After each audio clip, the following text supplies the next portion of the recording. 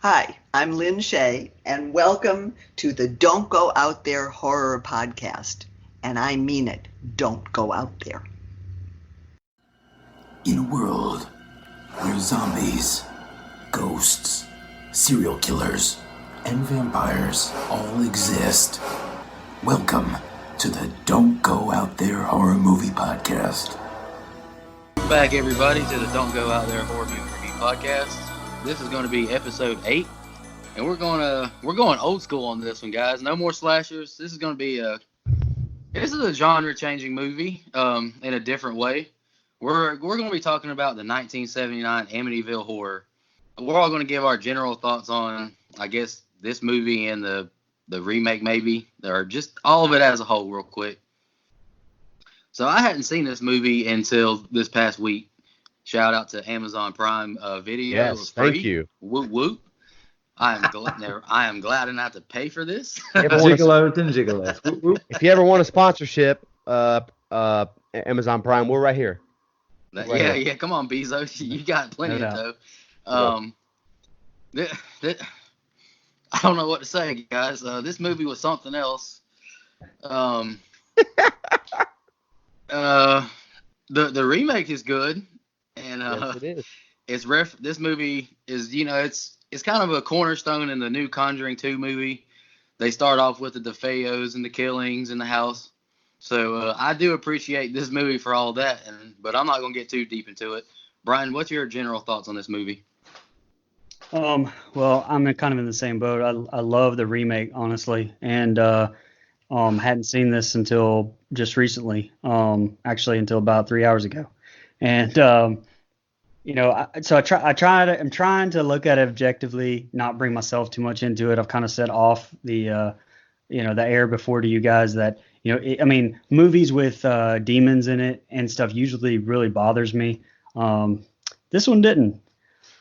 It's but I can see it. I can see it for what it is, man. It's a genre changer, like you said. It's a movie that spurred 21 spinoffs off this thing. Has an amazing soundtrack, but it's just not an easy watch. It's just a really slow burn to me. I agree with that. Go ahead. Let's go. Mike go. Then we'll let the man who picked this movie go last. Go ahead, Mike. Oh, yeah. No, you have to go last, Drew, because you're not going anywhere.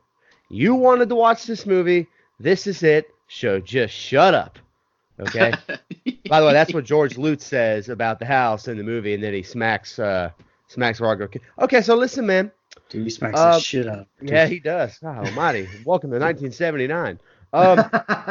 So real quick, I too I'm a fan of the remake as well, the one with Ryan Reynolds. I think it's really well done. I know we're not reviewing that movie, so I'll move on. But I say this every week. I'm not going to say I hate this movie, but I definitely didn't like it. It's 2 hours long, and it's probably about 40 minutes too long. And it's not that it's bad, but it becomes a movie's worst sin to me, which is boring. And that's a sin that I can't forgive in a movie, is when something is boring. And I know they try to use suspense and tension, but there's just not. It's too slow of a burn, and it just takes entirely too damn long to get to the point. And so again, I can appreciate it for what it is, a cornerstone of the paranormal-y movie. In that era, like in that realm, it's The Godfather, but it's been done better since. There's sequels within Amityville Horror that are better to me. The remake is better. The Conjuring does what they're trying to go for better. And so there's just a lot. There's some stuff that I like, but there's a whole lot that I didn't like, and it lost my interest along the way. Okay, Drew. Well, I can understand why you're bored. Why you got bored. I understand why all of y'all got bored, to be honest, because there's not like this constant slasher in the background. That's true. To me, it's a different one. This is one and I will say this.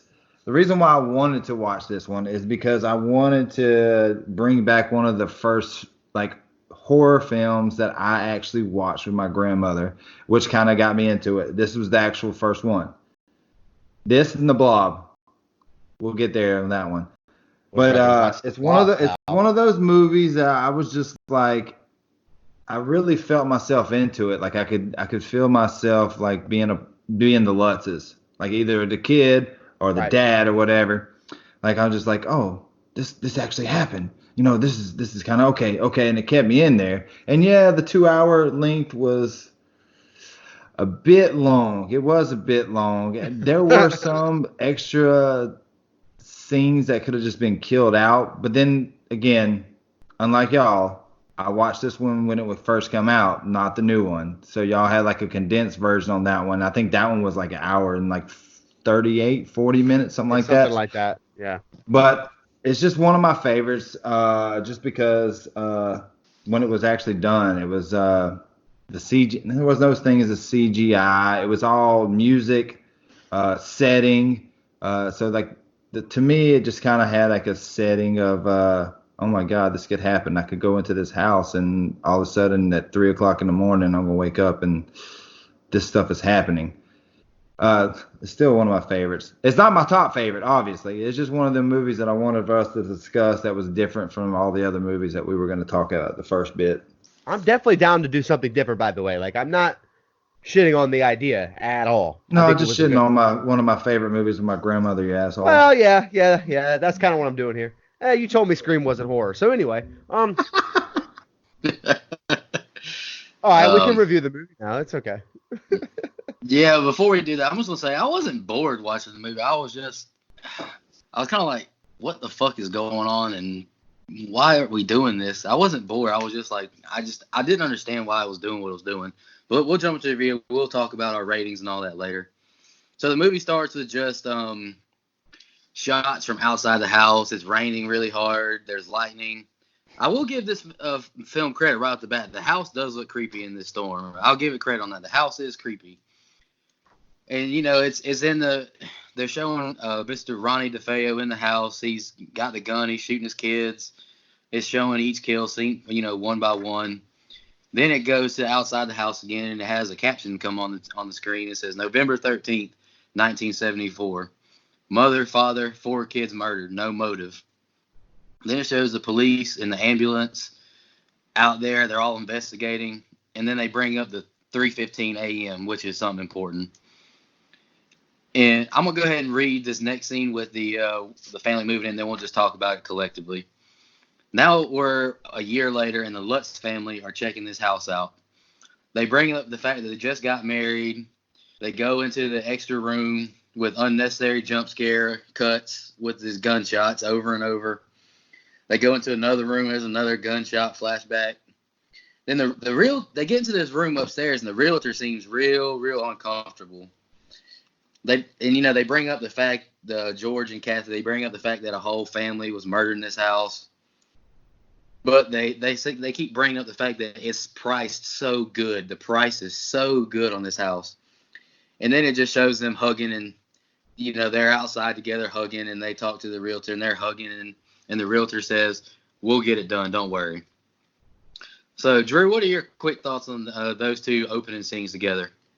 Well, opening scene, like the beginning part is when they're showing exactly what happened, and also this is something that actually happened. It's not something that they just pulled out of thin air. Like it actually happened, and they put it within there, put it on there. So, like to me, it's crucial that they actually put like what happened to begin with, and then like with the realtor being scared, like it kind of set the precursor to it of like some shit went down here, and the reason why it's so cheap is because most people are not going to buy this house, so this is why we're selling it to you cheap.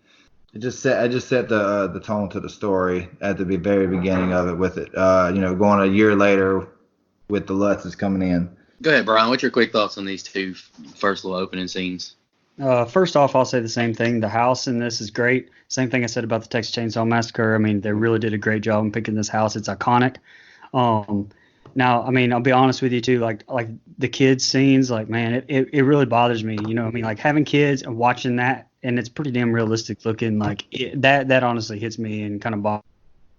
I'll give a shout out to Mr. Strickland from Back to the Future, who made a little cameo in that little opening scene. He was one of the deputies that popped in there. James Tolkien from Masters of the Universe. Yes. But Yeah, I think that I mean the opening scene, honestly, I mean this whole thing, I think if they kind of combined it, maybe I'm not an editor, but feel like it had a little bit more potential. It could have been a little bit bigger of a bam like opening there. But honestly, I don't know if I would have wanted to see it. Like I said, it bother the kids getting killed bothering me so much. I might not have wanted to see what I'm suggesting. So, Mike, what's your quick thoughts, real quick, on these two opening scenes?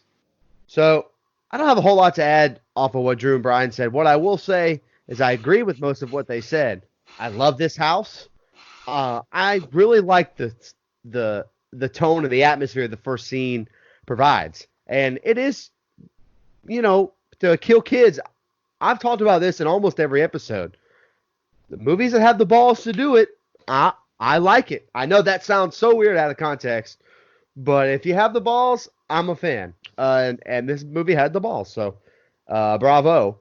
I like the house. I actually like the opening scenes. It's probably it's not my favorite part of the movie, but it does start out strong. I will give it that. There's no bam in your face like Halloween and Scream or even Nightmare on Elm Street, but I do like the opening scene.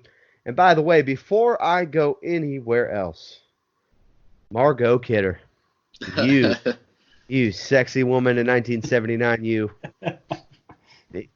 she kept my attention. Man, I'm gonna get us canceled. Okay, go ahead. rest in peace, Margot. Rest in peace, Margot. It's kind of weird. If you're listening, in 1979, Smoke Show. 1 month later, where the Lutz family, they're moving into the house. The kids are outside playing. I think they live by a river or a lake or something. They're playing, throwing the frisbee with the dog, and they're just they're having a good time. Being kids in 1979, they actually going outside. They're not sitting inside on an iPad all day or playing Xbox all day. They're actually going outside. However, don't go out there. So that's right, don't go out there. while the kids are outside and the mom and dad are outside, this is where Father Boland shows up. He's here to bless this house for him, but he can't find them, so he just goes ahead and goes upstairs into this room. He sees them outside playing. He's trying to open up this window, but he can't. Then he just sees all these flies gathering all over this window, and they're super loud. And then the door, it closes by itself. And then he starts praying and blessing this room. But these flies, guys, they are on him like stink on shit. They are all over him. And then as he's consumed by all these flies, the door flings open, and he hears just this spirit, I guess, just say, "Get out." Then he walks outside. He's all stumbling and he's coughing, and he's panicking now.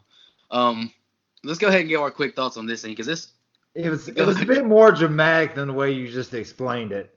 Go ahead. Yeah, it was a bit more dramatic than the way you just dropped it down. Here we go. I'll let you explain it. Just saying. So was Stu's closing dialogue, but what the fuck ever? Father shoes. Like, you're going in there to bless this house of just some random people that just come into your neighborhood, and then all of a sudden the room is filled with flies and the sound of flies, and then it's a little bit more dramatic than the way Nico just described it. So y'all listening, just don't listen to Nico. He hates it. He hates this movie. Okay. Counterpoint. But I'm just saying. Okay. It was a little more dramatic than that, but like, was it a really scary scene? No, it wasn't really scary, but it could have been if that was you in that place. The flies. I have a counterpoint. They exaggerated it a little bit in the movie. They exaggerated a little bit, but it was a little more dramatic. That's all I want to say on that scene. Go ahead. So real quick, to counterpoint you, I hate to shit on this already, but here I go. The father here sees the flies, is not scared off by the fact that these flies might be warning me that there's a demon running around this mug, and then he continues to press on, and the flies increase, and That's they what increase. a father does, sir. Well, let me just tell you something. He's an idiot. I'm getting the hell up out of there. The minute the flies try to tell me, I'm out. Peace. Scram. Skedaddle. Okay? And so, real quick, what I will say, fun behind-the-scenes fact, the director grossed out by insects. The director is grossed out by insects, and they had to put honey on the actor's face to get the flies to come around and stick to it. So, honey and fly, the old saying's true, I guess. Go ahead, Brian. Yeah, the cinematographer was actually messed up with flies That's what too, it and was. he couldn't even look through the camera. He said he Right. wasn't even sure if he got some of the shots on that one. But you you're talking about the priest pressing on, man. That Joker walked up in the house, walked up the stairs, and I kept thinking, what if they're in there doing it, man? You just busted up in there, like he just walked up in that room, like, well, no problem. Well, But the hey, kid does it later. Good Lord. yeah, that's true. We'll get to that. I've got that. I'm Jeez. not I'm not gonna harp on this scene too much longer because we do got quite a few more scenes to get through. But Well, Drew well. says I didn't make it seem dramatic enough. It was dramatic, but not in a good dramatic way to me. Like it was just weird. It wasn't scary. It was just. All right, I'm just gonna go to the next thing. I'm not gonna. I'll wait. Come Wow, on. We what's gotta have. scary? Hold on. Put yourself in that man's shoes and tell me if that didn't happen in front of you, you wouldn't be scared shitless. Well, I mean, it's the movie's job to make it scary for us. All I right, mean, now it's night. Go ahead. Go I was ahead, gonna say, Brian. put myself in his shoes. I'm not busting up in their house without an invitation. I'm When not did Well, I? walking dude, up in the room. I'm just saying, if you were a priest back then, right in the '70s or whatever, and you rolled into a house to bless a house, like you probably do a lot when people buy houses, and then Maybe. all of a sudden, like the door shut, and then you got flies around you, you don't think you're gonna freak the fuck out? Yeah, you are. When did I Well, see it was these scary. flies? I'm It's just out. not a scary, like a super scary moment as far as the movie. Go ahead.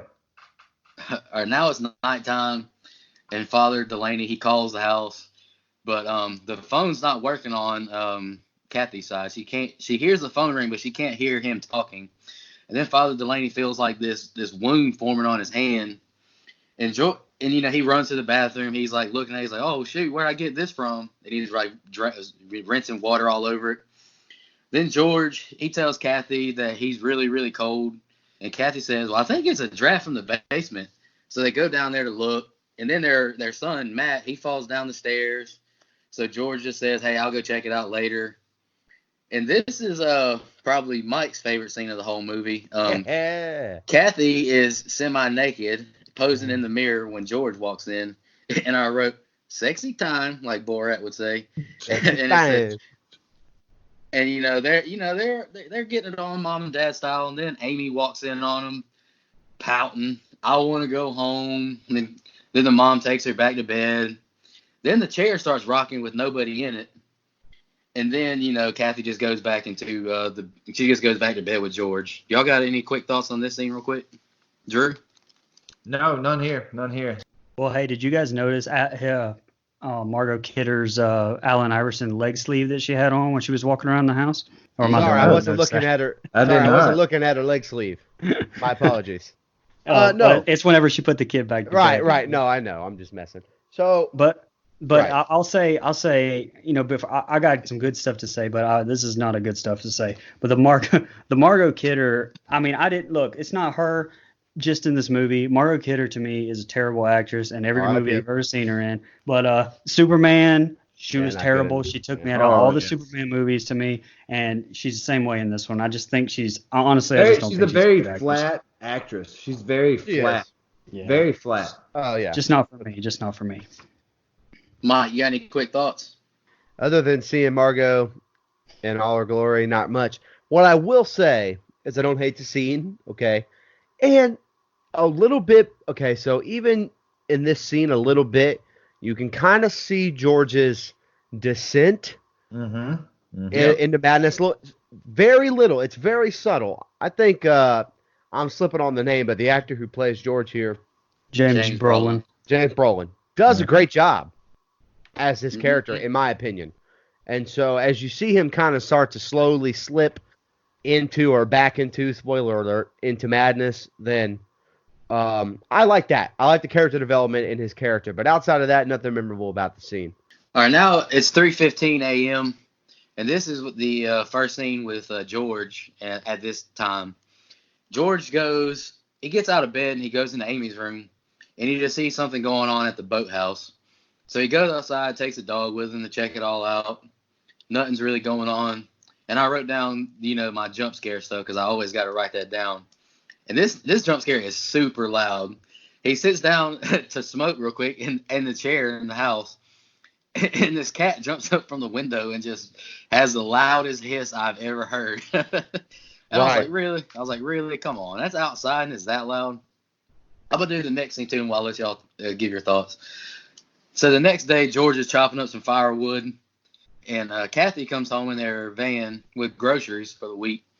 George, this is where I wrote down George starts to look kind of possessed, or starts, Right. going into his descent Going or on. whatever. A week's worth of groceries, by the way, in 2 bags. Yeah, Just I wrote something that like down. She tells him, I've got a week's worth of groceries with 2 paper bags. And I was like, you got 3 kids, LOL. And then and then I'll just read this last part. It says, Amy sneaks up on her mom and says that her friend Jody wants to play. Go ahead, Brian. I'll go ahead. I'll say too. I don't know if not many people know this, but this is the first one I think that really played on the witching hour, which is actually in Western Christian tradition is between like 3 and 4 a.m. Yep. It's otherwise known as like the devil's hour, where a lot of literature suggests that apparitional experiences are most common here, but a lot of people think it's because of like peak melatonin in the body. But on the very religious side, they also a lot of religious people say that Jesus was crucified at 3 p.m. So it's like the anti-hour too. Right. So around 3 a.m. So that kind of, if you know that, I mean, that adds a little bit of a scarier tone to this. Again, I can't say enough, honestly, good stuff about James Brolin in this movie. He plays unhinged, very well, and a very good descent into it. I mean, hell, he's got 2 hours to go into a descent of it, but he does a very good job of it, and such a good job that he was pigeonholed after this movie and couldn't find a job because of how well he played unhinged in this movie. Drew, go ahead. Outside of like the little notes of the groceries and stuff, but like Brian was saying, like he did such a damn good job of just like having that shift, that slow dial shift from happy go lucky, here we are buying our first home, to I can tell something's a little bit different, to fully losing his fucking mind. He kills it the whole way through. Go ahead, Mike. I don't really have anything to add because we're kind of saying the same thing about this scene where I mentioned it the last thing I said, but you start to see the descent into madness, and it is really well acted. It's really well done. And one thing I will say about this movie, and you guys can disagree, I think the cinematography is really good, especially for 1979. I think they do a really good job the way they shoot it, the way the shots are done, the way they follow the actors around. I think the cinematography is really well done, and in this scene, you get a little bit of that. So there's that as well. So I really again, can't say enough about the character of George. I think it's really well acted. And then, I mean, outside of that, I don't really, again, I kept zoning in and out, and I watched this twice in the last week. So I'm not trying to be I'm not trying to shit on it. I'm trying to be kind while we review it. But I kept zoning in and out, man. There's some scenes that I didn't even take notes on because I'm like, there's no way that we're going to talk about this. Well, the cinematography it's good in some points, but on some places I even had it noted that it's almost like they try too hard to be like artistic in this, where they shoot that whole bedroom scene through that mirror that's really, I don't know if it's that design or really dirty or something, and all that does I is, think so. That takes me out of the scene. I think they try a little too hard in some stuff like that. All right, I'm gonna read these next 2 scenes together, and we'll give our thoughts. Kathy calls Father Delaney, but he's asleep, and Father Bolin answers and says he showed up to bless the house, but I don't know what's going on. He said he went there. But George, they're having some plumbing problems, like this black, like looking water or something is coming out of all their toilets. But then they hear like a knock on the door, so Kathy sends the boys down to let Aunt Helena in. She's a nun. She comes in, she sees the chandelier shaking around on its own, and she I guess she just feels the presence of evil in the house. So she rushes off, saying she doesn't feel well. She jumps in her car, races out of the driveway, and she slams on her brakes, and she throws up in the middle of the road. And this vomit, it's one of the worst vomit sounds I've ever heard in my life. Yes, like this is. Like this is like stage 5 flu or something. Like it sounded horrible. All right, so now it's night 5.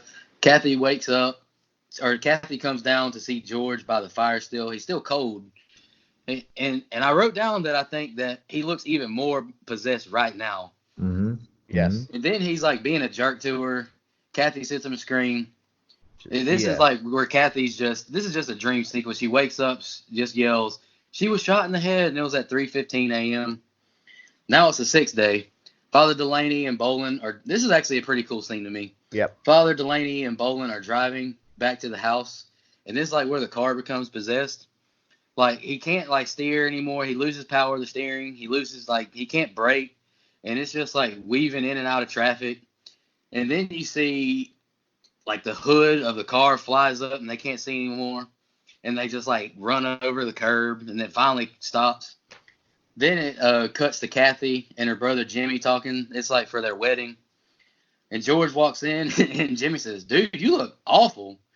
And, and before he tells him that he's, like, counting, like, I think it's $1,500. $1,500, yep. They have to pay to this caterer in cash.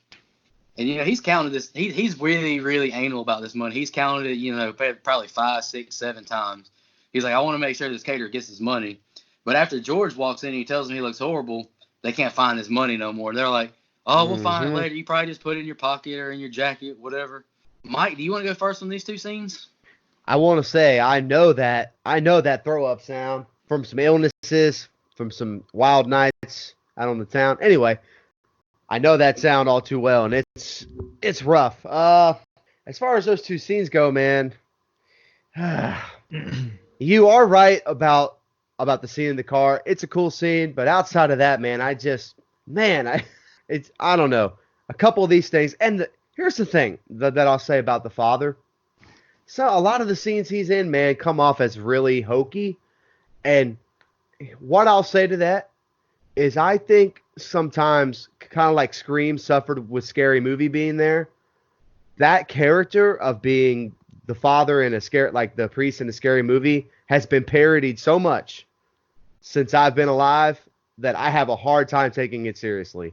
The way he overreacts and the way everything's real serious and blah, blah, blah. Like, it's a little much for me. And so that's what I took away from those two scenes. That's just me, though. Brian, you want to go ahead and give your thoughts on them?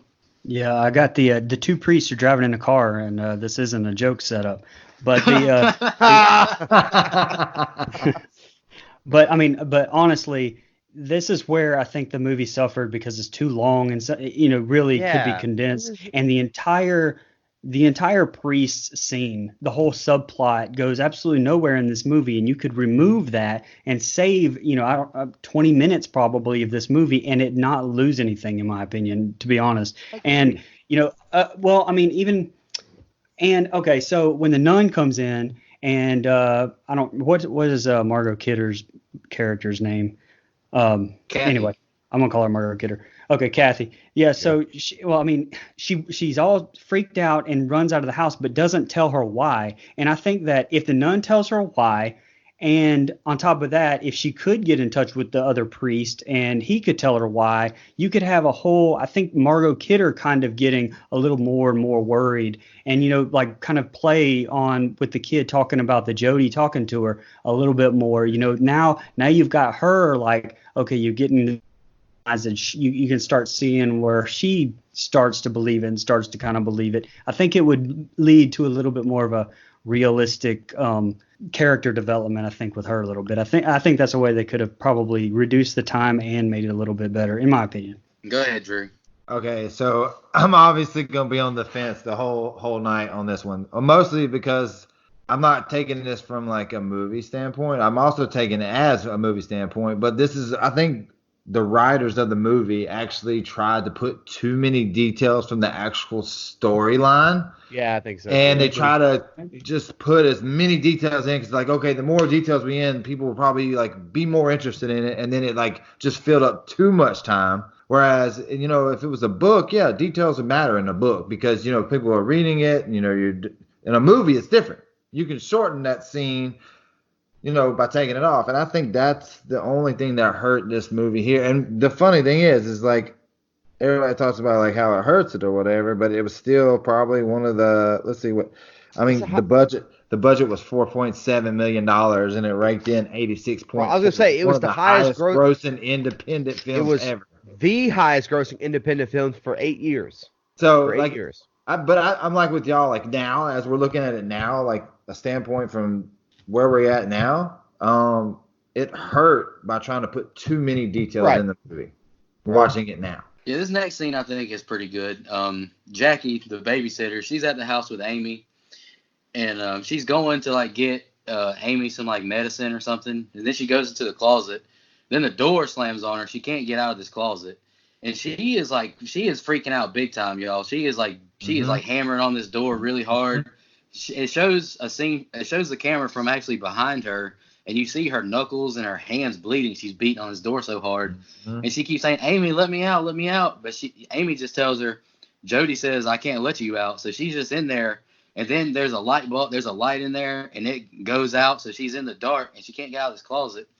I think that's a pretty good scene. Yeah. And after this, it cuts to the wedding. George is in the bathroom, and the caterer comes in, and the caterer's like, "Hey man, I want my money." And George is like, I don't have the cash right now. I'll write you a check." And this George is he's looking pretty damn possessed right now. And then the caterer's like, "Hey man, checks bounce. I want the cash money." And then George, he bows up at him a little bit. He's like, "Hey man, you'll get a check."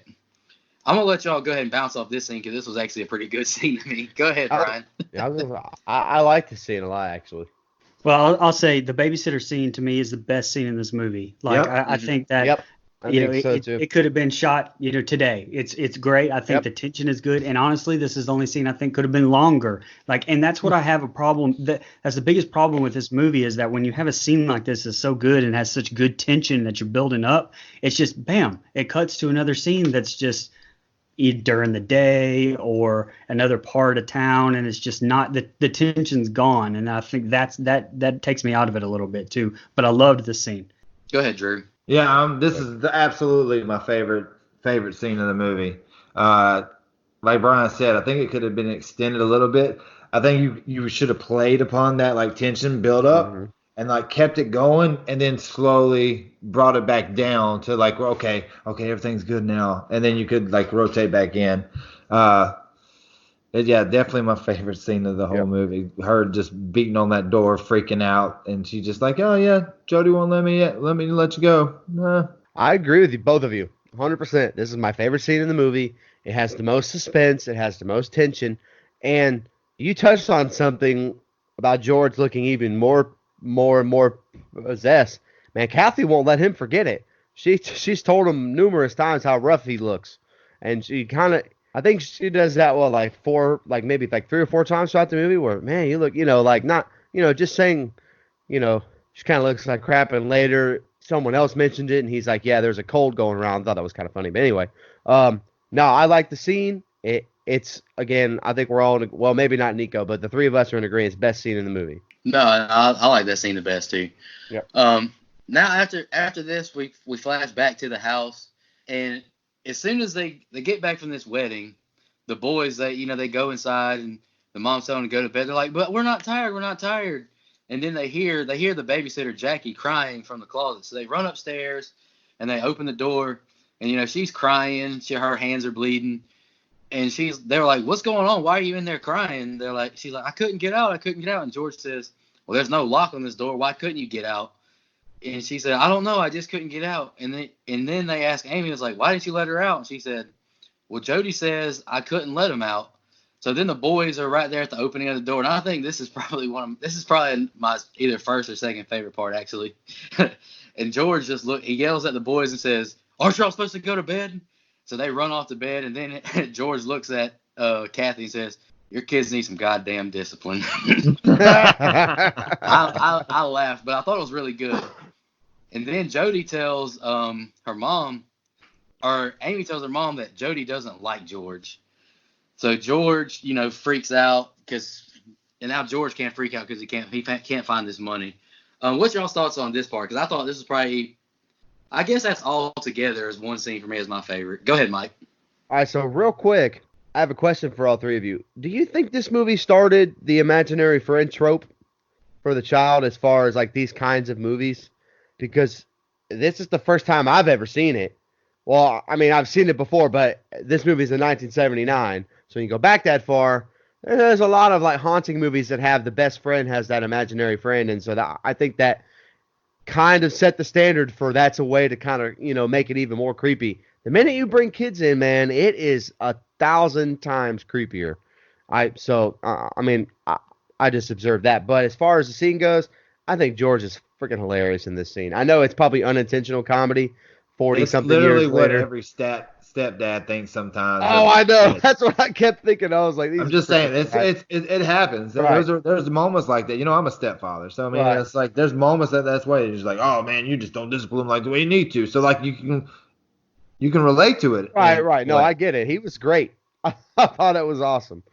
Unintentional comedy, but in a good way. Go ahead, Brian. No, yeah, I agree. I think that, like I said, I think they should have played a little bit more. Mario Kidder should have taken a little bit more of paid a little bit more attention to the whole Jody thing. I feel like that this has been brought up again, and she's just bloated off, and it's just not mentioned again. So I don't know if that's, like I don't know the true story, so I'm just looking at this, Drew, from like a movie perspective, Oh So yeah, yeah. what they do or don't have in some of this stuff in the book. But that's where I was kind of like, man, I wish. I think that most parents, I think, would have looked at that a little bit more serious, I guess, what I'm saying, than they did. Has one of your kids ever had like an imaginary friend? Mine has not, no. See, I think those things are far and few in between, to be honest. Like, That's what not I every was kid thinking. raises up. They're like, oh yeah, I have like a imaginary friend or whatever. Like, that's kind of one of them things that like, okay, maybe it could happen, maybe it couldn't, but Right. it's enough there where I believe, like Brian was saying, like if it's brought up more than once, I think I would be a little more like, Right. hey, so what about this Jody? What's going on there? So I get where he's coming from there. So now we're at day 7. It's Monday, and this is the scene with the Father Delaney and the 3 other priests. They're all just discussing They're just talking about the presence in the house. The 2 other fathers are telling them that they don't believe it's anything too special. So, and Father Delaney just keeps saying, well, what? Well, explain why I heard this spirit talk. Explain the flies. Explain this wound I have on my hand. And they're not really taking him serious. So they ask him, like, when's the last time you saw your family? And he says it's been over a year. So they say, Father Delaney, go take a vacation, go see your family. We think you're losing it. I'm gonna go on into the next scene. It's day 11, Thursday, and George is chopping more wood again because I guess they just need more wood chop. I guess it's his business partner Jeff shows up Yep. and tells him the check to the caterer has bounced, and he tells him that he has this. And George's like, "Why are you here?" He's like, "Oh, I got the spotlight for your boat. Let's go put it on." And I wrote down that George, he looks even more possessed right now because he's just chopping this wood. He looks like he might kill I Jeff, love honestly, the with his wood knife. chopping. I love Then, how angry. Yeah. and he walks off, and instead of just setting the axe down, he throws it into the tree. So this is a pretty decent scene too. The Amy's outside playing, and the 2 boys are upstairs, and they got this fishing rod, and they got like this spider tied to the end, and they keep dropping on her head, picking it up, and they say, "Quit it, leave me alone." But then the same window falls on Greg's hand as they're messing with her, and they can't get this window off of him, and it's like it's bleeding. It sounds horrible. So they leave the hospital after they take him there, and they say it's weird that he has no broken bones. It's just bloody, but there's no broken bones. And George wakes up in tidy whities. I don't know why I wrote down Yeah. whities under, and he hears the flies all over the window. He tries to open the window up, but it doesn't open. Then you just hear the front door get ripped off the hinges. So this is where we're kind of introduced to Sergeant Gianfrido, I guess how you say it. He shows up with a giant cigar to investigate. And he's like, all right, I want to see what's going on in this house. So George takes him to see the basement because the basement door has been ripped off as well. And he asks George, he's like, hey, man, are y'all related to that last family that lived here? Because you look just like that guy. Hmm. And then Sergeant says, I don't understand how these doors are broken down because they're broken down from the inside out. It doesn't look like people are trying to break in. And now and Kathy tells George on the porch crying that they need to just go back home and leave this house. What are you guys' thoughts on the scene with the father, if y'all have anything, or the scene with the wood chopping and the doors getting ripped off? You got anything, Brian? No, that's the same thing, man. That's the only thing I had written down on that scene was that, the character development. It's just a scene in there kind of gradually, moving him into the unhinged category there. So now it's Friday, day 12. And this is where, like, the mom should really start taking Amy seriously, like, even since she hasn't yet. Amy tells her mom that Jody says everything will be better. And she tells her that Jody told her about the little boy who used to live here and now he died. And now it flashes over to George taking off on a motorcycle, and he goes to the library and he steals his book. And now we're seeing Kathy calling Father Delaney as he goes to talk to her. Father Delaney is attacked by this spirit. And now this guy, I guess it's a neighbor. He looks like a bum, honestly. He knocks on the door to welcome to the neighborhood. But she doesn't want to let him in. She's like, hold on one second, the phone's ringing. She goes to the phone, and there's nothing on there. Then she goes back and sees the guy is gone. I'm going to flip my page real quick. I'll read the next scene off, and we'll discuss. George meets Jeff at the bar. Jeff says, hey, man, you've taken on too much recently. You've got this giant mortgage. You've got all these kids. The business is tanking. You haven't paid off this caterer. And George just snaps and just decks this guy right in the face. And then Jeff's like, well, now you want to have that beer now? Or do you feel better now? I thought that was pretty funny. And then it shows Kathy hearing Amy singing, Jesus loves me, Jesus loves me. So she opens the door and says, who are you singing? Or who are you singing with? And she says, Mom, you scared Jody off. It shows before she goes in, the opposite chair of Amy is rocking with her, but there's nobody in it. But see, as the mom walks in, Amy says, well, you scared Jody off. She went out the window. And now it just has a little, Kathy looks out the window and just has a jump scare of like these two yellow eyes looking into the window. And it just like screams at them or whatever. So what's you guys' thoughts on these two scenes? Go ahead, Drew. I like the bar scene just because it kind of paints something like, one of y'all would say to me if this was going on, it'd be like, right. Hey Drew, man, you might have bit off a little bit too much to chew here, buddy. And then like he gets mad and he punches his friend. I mean, I can relate to that scene, and that's about as far as I can take it with these scenes here. Is like, the old guy neighbor, I didn't really see the value that one added into the scene. Like it's one of them unnecessary ones. It's one of those things where I feel like, they just tried to cram too many little stories within the actual story itself, which hurt it in my opinion.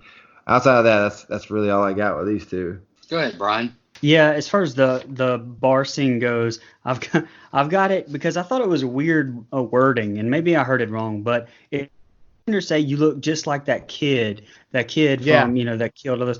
Like the kid part, like I was like, what? Geez, that kid must have looked like shit. But I mean, I didn't really. The kid part took me out of that because he's 40-something-year-old man. So right. But and definitely this is a nitpick on this, but it was whenever she opens the door to hear the kid singing in the door, the chair stops moving. The way that door is open, and if she showed her peeking in there, she'd have definitely seen that chair moving. So that bothered me too. Yeah, I think the thing with the when he was talking about like you remind me, you look just like that kid. I think it was more of how he was put together, like the sullen looking eyes, the withdrawn. I think that's maybe what it was, instead of more of like you look just like them, like your facial expressions and stuff. But I think it was more the dark eyes, just, looking tired all the time. I think that's what they were referring to in there instead of the kid. Well, doesn't it, when Kidder looks at that newspaper later on, isn't it like exactly him, basically? Yeah.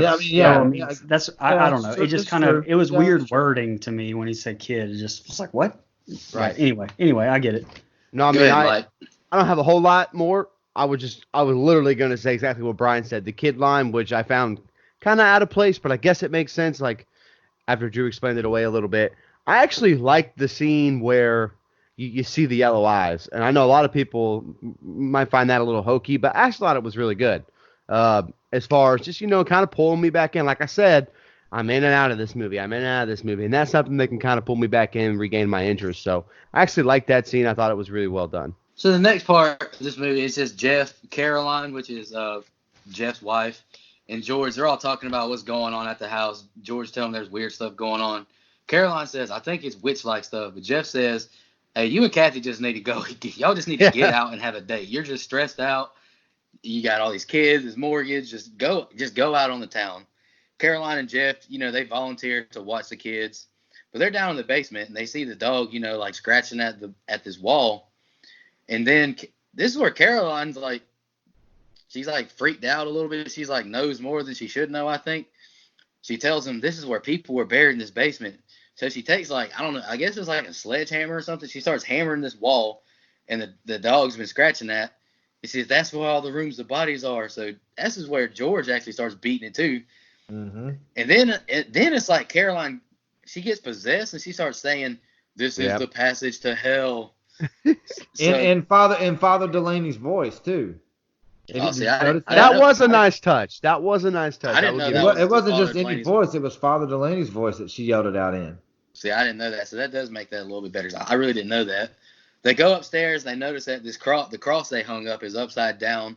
So George and Amy, they walk around. Not Amy. George and Kathy, they walk around. They're praying. They're blessing this house. And Sergeant Gianfredo, he's just watching the house from his car. I guess he told him that he was going to watch him or whatever. Then they both drop the cross, and Kathy runs to the mirror and tells George not to look at her. I don't know what that's all about. What y'all's quick thoughts on this, Mike? No, go ahead, Drew. I mean, I saw the dog scratching at it, and them discovering the passage or whatever. That there's a lot of filler there that didn't have to be there. Discovering it is one thing. After that, it's a bit moot point.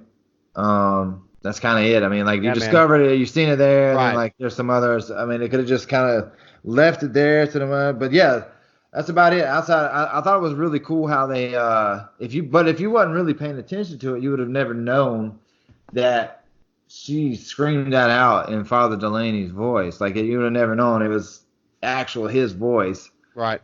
I think that's a cool moment for me because after I've watched this probably this movie at least 100, 200 times my whole life. I watch it twice a year easily. So I pay attention to a lot of the little things, and each time I do it, I pay attention to different things each time. Right. Man, I almost feel bad for shitting on it, but here I go. I'm just messing with you. I thought this that little sequence was a little hokey, and I know we just watched Friday the 13th Part 4. That had some hokey stuff in it too. Horror does that, okay? So I'm not picking on this movie. But there is some stuff in this movie that kind of takes me out of it. And some of this is just a little over the top. And not the important stuff, but the filler stuff, I'm like, okay. And I should have prefaced from the very beginning by letting everyone listening know these kind of movies don't scare me. I'm the opposite of Brian. Demon and spirits, that stuff doesn't scare me. And so some of that stuff, you got to do a really, really, really good job with suspense and mood and atmosphere to hook me and get me, okay, feeling a little uneasy, like The Conjuring, even Paranormal Activity to an extent, make you feel a little uneasy. But, hey, I said what I said. I said to an extent. Hey, I feel the same way. Yeah. So what I'm saying is some of the acting in some of these scenes I really like, but some of the decisions that they make as far as once they discover it and all that stuff, like you said, a lot of filler, a lot of blah. A little too much, like I said, it's just too much. Right. It's too much filler. Too much. It's just a lot of blah in this little part right here. Brian, you got anything? Yeah, and it's just something that, I've got to watch it. I had to think, okay, well, this was 1978 or 79. Right. So a few of these effects I thought were pretty crappy, but, that didn't hold up over time. Let's say with that. But for the time, they were great, and I'll give it that props for sure. I don't really have anything else to add beyond that. As soon as it gets you into that, it's getting really tense here. It's almost like it grabs you, and then it kind of says, "Hey, I'm letting you go now," like a little butterfly. I'm letting you go. Instead of just grabbing you, holding you there for 5, 6, 7 minutes, and then saying, "Okay, I'll let you ease a little bit." Because there's definitely times in this movie where they do get me, they hook me a little bit. And then they kind of take me out of it. And it's not the only movie that's ever done that. but for being a classic that by the way, I remember the first time I watched this movie really liking it. And so I don't know if my tastes have changed or whatever, but they kept losing me. They kept losing me with the plot because it was so damn long. So long, so much filler. I'm gonna read. I got 4 more scenes written down. So I'm gonna read 2. We'll discuss, and then I'll read the next one. We'll discuss real quick. Okay. So the next scene, this next scene is actually pretty decent to me. It's got Father Delaney and Father Boland in the church, and Father Delaney is praying for the Lutz family, and as he's praying, you can see like the angel statues inside this church. You know, you can start seeing the crumble, like bits of the, I guess, marble, whatever it is, starts falling off of it. And I wrote down Father Delaney is praying. And then as he's praying, he looks at Father Bowen and he says, I can't see anymore. So he prayed so hard he lost his vision. Then it flashes to George. He's unrolling carpet in his house, yelling, "This is my house." Kathy wakes up and gets out of bed. And she sees George killing Amy. But then she wakes up and it's just a dream. So now it's day 19, Friday. Blue balls. I wrote George looks awful now. Like He does. He looks like awful shit. now. He wakes up in his chair yelling, I'm falling apart. And then Kathy notices he has these bite marks on his leg. And then he's like, I'm so cold. And then he tends to this fire again.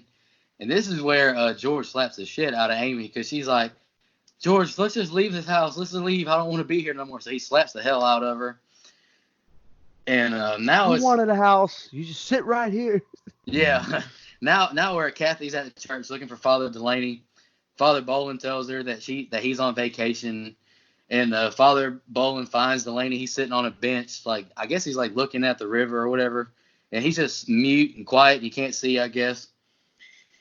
And this is a part where this is some of that filler shit that we were talking about. Father Boland and Sergeant, whatever his name is, they meet up and he says, I want to know what's going on with Father Delaney. And then he's like, there's nothing going on. And then it just shows the sergeant just looking right at Father Delaney. And I wrote down, this is just a useless scene right here. This is just filler. The sergeant and the priest, there's no reason to have this part. Right. I don't think, and like Ryan said, I don't think this priest stuff, none of it really is that important. Except maybe Father Delaney, like Boland. But go ahead. What's y'all's quick thoughts on these 2 scenes? Go ahead, well, whoever wants to go. I'll say this.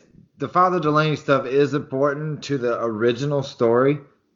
But as far as the actual, like the movie part, it didn't have to be such a main focus. Like it could have been a secondary focus and they could have still brought it in, but didn't have to try to make it like a main, like a main story A and a main story B. They made like the main story B with Father Delaney. They didn't have to do that. But like the actual, where it came from for the whole movie itself, Father Delaney is a very, very main part of the actual story itself. But like I said, they took it and I think they tried to do too much with the information they got from the story itself. They did. Put it in it. And that's it. Father Delaney shouldn't have been a main character. He should have been a outlier, you know, that you check in from time to time. Like he was there in the scene. If he's involved in the scene, cool. If he's not, right. You don't have to like probably 30 minutes of the whole movie has something to do with Delaney, you know, Father Delaney. So like you take that out, you got like an hour 30, hour 45 minute movie.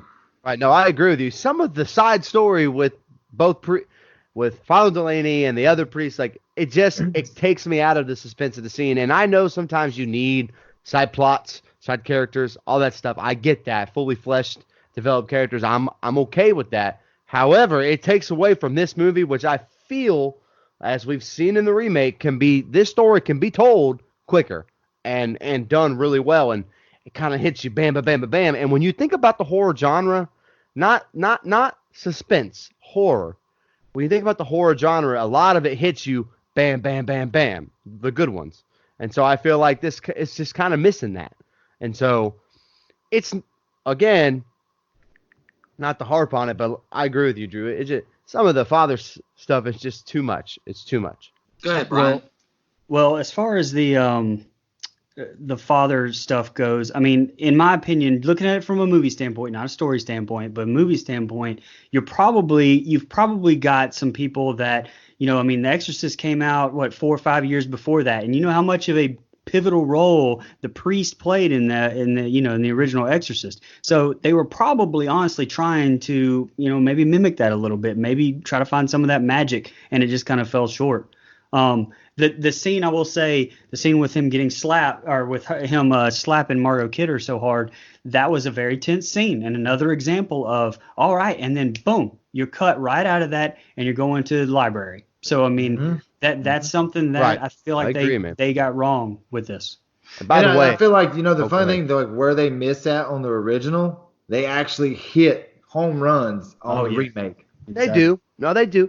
And again, when you have a chance to clean some stuff up in hindsight, that's easy to do. But Right. what I meant to say is I literally have right here in my notes, if you could just hold on a second, in bold, George starting to look like shit. Yeah. So there's that. I'm gonna read these last two scenes I have wrote down, and I'll get all y'all's thoughts on them real quick. But this is the end of the movie right here. Kathy is reading these newspaper articles on the murders that happened in the house, and then this is where she has her like epiphany. She's like, "Oh shoot, George looks just like the damn murderer." She's like, "Oh shoot!" So she leaves this house, and she leaves the library. She's boot scooting back to the house. Now it shows George. He's sharpening an axe. He's digging holes in the ground outside. He's nailing the window shut. And then it shows the floors in that hidden room, like it's starting to quake. The boards and the floorboards are starting to come up. And it's the last night, and it's storming. Kathy gets home in a panic. The doors, they start shut by themselves. George is about to kill everyone like the last family did. George is fully possessed now. He's yelling out Amy's name, and it shows like blood pouring out of the walls on the stairs. And he swings George swings the axe at Kathy, and they both look really, really aged in the face. Then it shows lightning hitting a tree, and then the tree falls through the window. And I guess once the aged look like they snap out of it, because now they're trying to all run away. They all run down the bloody stairs. They all get out of the house. They get in the van, and they have the we can't find the keys moment for a few seconds. And they drive out of the driveway, and they get down the road, and George stops, and he runs back to the house. He's got to get the dog. Of course, they got to get the dog, of course. Yeah. So he goes downstairs, and as he's going down the stairs, he falls through them, and he falls into this hole like that black water that was coming out of the toilets earlier. I'm guessing is that like decayed bodies or something? I don't know. And as he's trying to climb out of this hole, the dog thinks it's something else, so he's biting him in the hand. And he's like, stop biting me, it's me. And as they try to get out of the house, the door slams shut, and they can't get out, so they break out a window. It shows George and the dog running back to the van in the rain on the street.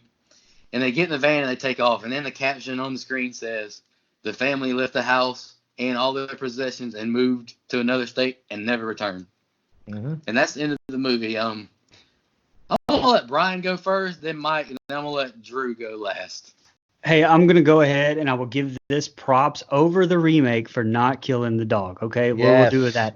I was going to say that for the dog, and it looks just like my black lab. So I was waiting for it, knowing that it came in the remake. Spoiler alert, but it did not in this. So I will definitely give the movie props for that. I mean, I don't have a problem with this ending at all. It's fine, and I will honestly say, 2 hours later, I was honestly ready for it to be over with, and I think that, I think that if this ending, I wouldn't even really change anything about it. But if you take the ending and move it up, cut some of those scenes out, I think that this movie is a lot better movie in my opinion. Now, the length of the movie doesn't matter to somebody like Drew who loves it, and that's just personal preference, which is something I will say I love on this podcast, that we have so many, we don't have the same exact opinions all the time. We've got somebody that likes a genre, the early 70s or late 70s, and we've got some that like the genre of, Jason. So, I mean, Jason 8. So, stuff like that. So go ahead. Whoa, Jason 8. Come on now. Speaking of movies I'd like to shit on. Okay, anyway. Go ahead, Mike. Okay. All right, so what I will say is I actually like the ending. I actually really enjoy the ending. I thought it was really well done.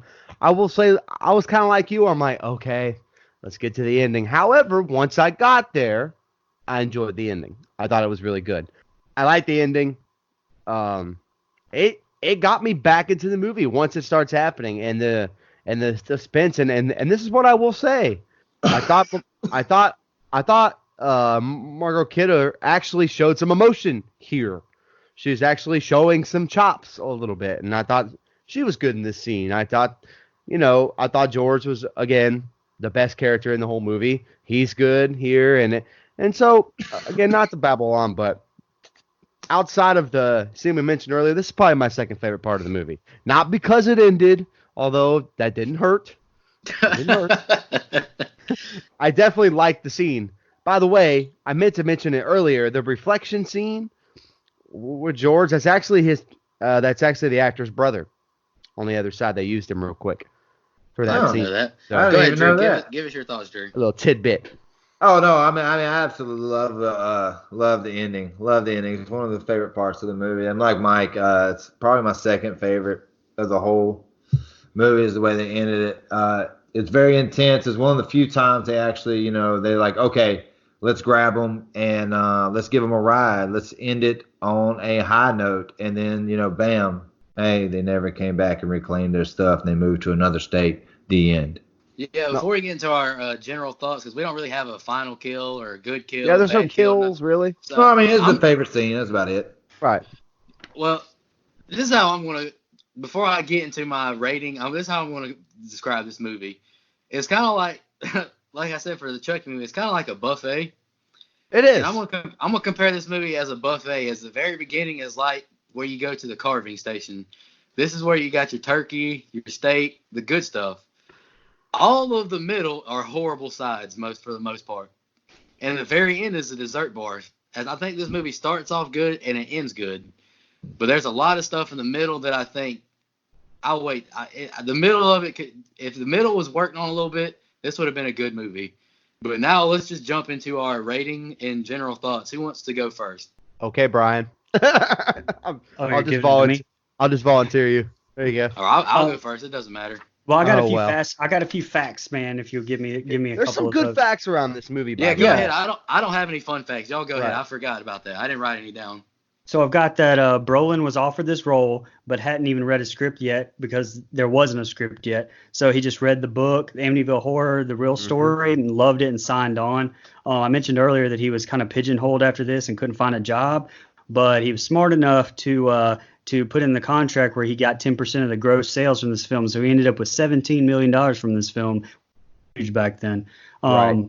Huge. Also, the head priest was actually the mayor from Jaws, and I kind of saw the correlation between Amityville and you got Amity Island, and I didn't know if there was some sort of coincidence there or what, but let's see, I think that's. Oh, the last thing was that Brolin actually became good friends with the Lutzes, but that apparently him or Marlo Kidder really didn't really believe him. So they kind of both really didn't believe the story that they were telling. So anyway, go ahead. Hey, That's all I got. Hey, Mike, before you do your fun facts, I just want to say something real quick. So James Brolin got $17 million for doing a good job, and Willie Taggart got $17 million for doing a bad job. Yeah, but 40 years later, that's a lot different money too. I'd rather have yeah, Willie way Taggart's different job. Anyway.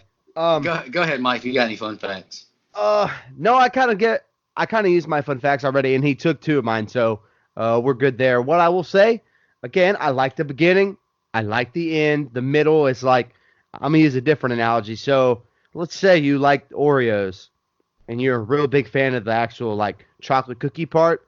The beginning and the end is really good, but in the middle, it's like, I don't know, mustard cream or something. I don't know, I feel like if they had trimmed this movie up and cut some of the fluff out, it's a better film. I would probably give it a higher rating. But since they didn't, man, it's tough. What I will say, I'm kind of Right. scared to say my rating, to be all honest. right. So here's what I will say. I'm gonna be, we're honest and forthright on this podcast. I'm gonna give an honest take. It's a hot take.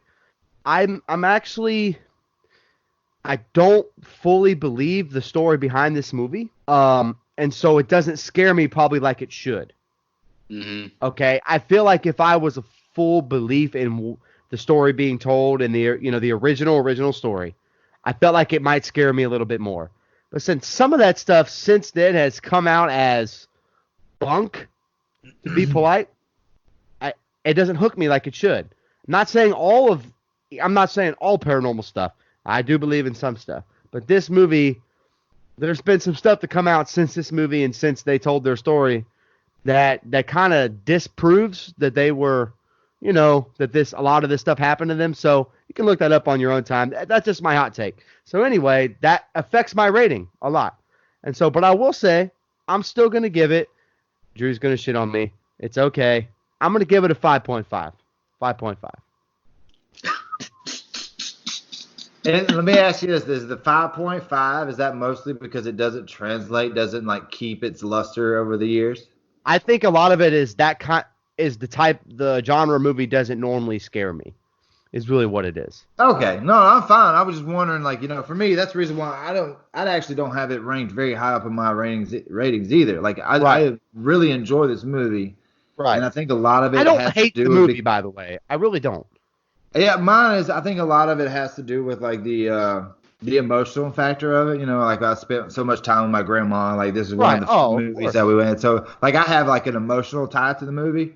Just like the Blob. Like, wait till y'all hear me talk about the Blob. I will gush about that shit, even though I know it's fucking terrible. I actually kind of like the Blob. We'll get to that. But Drew, that's like me with Jason. I mean, Yeah. I gave it a 9 when y'all didn't. I mean, y'all didn't like the movie as much as me, but it's so like that. It's That's what like I me watched with when I was Michael. a kid.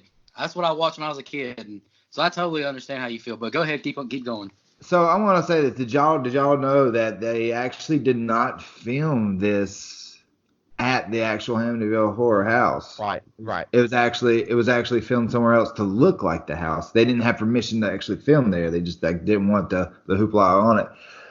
But to wrap it up, I'm gonna actually say, like, far as like my rating is, I'm actually gonna give it a 6.5, mostly because it doesn't translate from then to now. It doesn't Right. carry. It doesn't carry.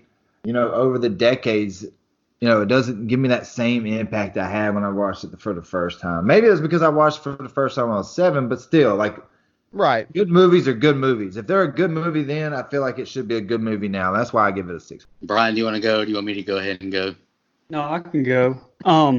Yeah, I really don't. I mean, some of the stuff doesn't hold up, yeah, but I mean, I really think that if you right now took this movie and cut it up Yeah, differently I agree. and just edit it differently, I mean, it would be a 7.5 to me. Like, I mean, for real, I think that it's there. I think the stuff is there. I just think that it was just edited wrong. I mean, it's almost like, kind of, a lot of people feel about episode 1 of Star Wars. Like the stuff is there. Halloween It's 6. just edited terribly to me too. Yeah. I that's with that. I mean, I'll give it a 6. Because there are really a lot of good stuff about it. It's maybe not as much. The soundtrack is great. There are some great scenes in this movie. The house is iconic. There's a lot of good to it, but like I said, it's really the editing to me kind of takes me out of this whole movie. Oh man, I'm gonna feel bad What was the ranking? because Where'd you put the ranking at, Brian? A 6. 6. Okay. Okay. all right. I actually listening to y'all talk. I actually put my score up a little bit higher at one point, but it's still not good, guys. Just be honest, because I was honest about how I felt about the story behind it. So you got to be honest, man. Hey, nobody I'm- should feel bad how they really feel about the movie. I mean, nobody Right. should Oh no, feel that's bad. what this whole Yeah, thing. I know. Drew's my brother, though. I just don't want to like pee all I mean, over dude, his I movie. ranked it a 6.5. Yeah, I was about to say, ain't like he rated it very high. He rated it what I rated Chucky, which, by the All way, right. got me some hate. I actually wrote down I rated the movie a 3, but I've moved it up to a 4. Damn. Just listening to y'all's talking, and I wrote down because the thing is, like, I did the notes, the scene by scene, so I don't really give my thoughts for each scene for a lot of them because I want y'all's thoughts, and I lose my voice almost talking this much. But here are my general thoughts. I wrote down. I thought the movie. I didn't think it was good. I didn't think it was scary. I didn't think the jump scares were effective. They were too much. I honestly didn't think the score was that good. It's so loud and so much Right. at some points. They also kind of copy Psycho in the score a little bit. But I thought the father and the sergeant plot at the end made no sense at all. They just put extra scene in there. I thought almost all the father stuff was kind of pointless. Mhm. I wrote the movie doesn't flow well. I think it just jumps from scene to scene to scene. I mean, all movies go scene to scene to scene, but this movie, like Brian said, if they edit it different, like if they show that one part where George is talking to the caterer, and then they put the babysitter and then them showing up at the house back to back and not Yep. split it with the caterer scene, like 100%. that's just an example of kind of like if they flowed this movie differently and just cut out some of the stuff, I agree with Brian. It would be a 6.5 or a 7, but I just didn't think the movie flowed well. I don't think it aged well either. I honestly thought George was really good. George Me was too. very good. He Yep. was. If George would have been bad, this might have got a 1, to be Oh, honest, yeah. or 2. Oh yeah, I he thought carried it. I honestly thought Kathy was decent as well. That's just me. I thought she was decent in this Just a movie. little better as it went. Like she got a little better as the movie went along. But yeah, I think the biggest thing here with this movie is the fact that they tried to rush this thing because you got to think there was like less than 4 years from when this supposedly happened to like production to when they actually put it out. I think it happened in like 73, 74, and it was released in July of 79. I think they kind Yeah. of just try to get everything stuffed in there and just like, oh, let's just get it in there while it's still fresh on everybody's mind. Man, we really will make some money. I mean, they did make a lot of money though. yeah, they did. I'll give them props for that. And by the way, to put myself in 1979, I could see why this movie was a little bit scarier. I mean, clearly part of all of our issue is the way it aged, and it didn't age Mm-hmm. great to any of us, Mm-hmm. including Drew, Hmm. who loves the movie. So that does strike it down. How its length strikes it down, the way it moves anyway, the way it's cut strikes it down. And for me, I just don't find it scary, and so that's why it's as low as it is for me. But again, I'm viewing it almost 40 years after the fact, and Oh yeah. so it makes that's a big damn deal, or 50 years, whatever it is, that's a big damn deal. Yeah. I wrote 40. that. My math's I off. mean, I wrote also. I mean, it was a genre changing movie. I like the remake that it brought, and I really like that it's used like like the DeFeos or whatever it's referred to in the Conjuring series, which I love. I mean, me and Drew went and saw Conjuring 2 together, Love the and Conjuring and series. that movie scared both of us when we went and saw it. So I Yeah, mean, Damn sure got us. I like so I that. mean, I like both of those films. So yeah. So I mean, I'm not trying to hate on the movie because it was a genre changer, but I just think that they just did like Drew said, they did too much and they didn't edit it well. If they would have just rearranged some scenes and cut a little bit out, maybe make this movie an hour and 30 minutes, hour and yep, 40 at the most. yeah. Maybe cut it and like move like 6 to 3 and 3 to 7 or whatever. You just move some stuff around. It'd have been a lot better if it and flowed better. But that's just me. I know I there's a agree. lot of people listening that probably love this film. I'm not gonna lie, they're probably gonna be like, "What are these idiots talking about?" Well, if you grew up on it and you love it, then that's okay. But you should be willing to hear differing opinions. And I really don't I think was everybody's born. really watched the original. I think a lot of people have only watched the remake. Like, they're like, oh, Ryan Reynolds. Oh, yeah, that's Ryan Reynolds. What? Oh, there was By the way, one I done in love that remake. I 1977? think it's great. No, I think the Yeah. remake's great. So And like you said, Mike, I was born in 1991, so yeah, I was like born in '92. yeah, So I'm really young for that movie. right, me too. It just doesn't age like Halloween does or But I Nightmare on love Elm some Street. older horror movies. I love Yeah. Halloween, the original. I love Black Christmas, the original. Like I love. I even like Psycho occasionally.